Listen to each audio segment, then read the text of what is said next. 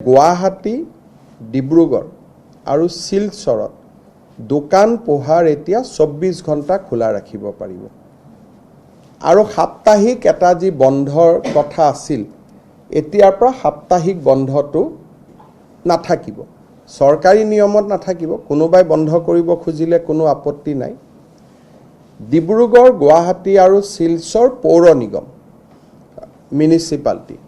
কিন্তু বাকি টাউনসমূহতো যাক এই গুৱাহাটী ডিব্ৰুগড় শিলচৰ মিউনিচিপালিটি কৰ্পোৰেশ্যন কিন্তু বাকি টাউনসমূহতো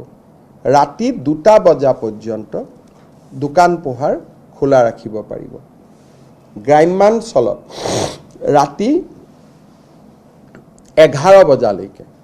দোকান পোহাৰ খোলা ৰাখিব পাৰিব যাতে আমাৰ ক্ষুদ্ৰ ব্যৱসায়ীসকলৰ উপাৰ্জন বৃদ্ধি হয় তাৰ বাবে আমি এই ব্যৱস্থাটো গ্ৰহণ কৰিছো কিন্তু শ্ৰমিকক বছৰত সপ্তাহত 48 ঘণ্টাতকৈ বেছি কাম কৰাব নোৱাৰিব একেটা ষ্ট্ৰেছত 9 ঘণ্টাতকৈ বেছি কাম কৰাব নোৱাৰিব আৰু শ্ৰমিকক মই 24 ঘণ্টা দোকান খোলা ৰাখিলো তাৰমানে শ্ৰমিকৰ 3টা শিফট কৰিব লাগিব তাৰমানে শ্ৰমিকসকলক কষ্টত দি পেলাই এটো সুবিধা নহয় ইয়াৰ ফলত এমপ্লয়মেন্ট যাতে বৃদ্ধি হয় 9 আৱাৰ্ছৰ কাৰণে যদি দোকানখনে 2টা এমপ্লয়ী ৰাখিছিল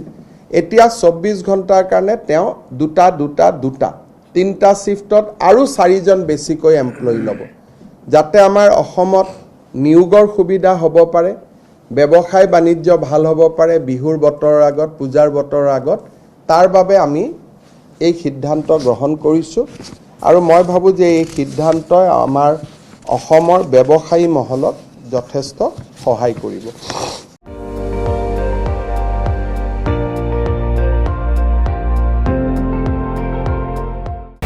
আপুনি চাই আছে ND24 সৰ্বশ্ৰেষ্ঠ নহয় সৰ্বোত্তমৰ দৌৰ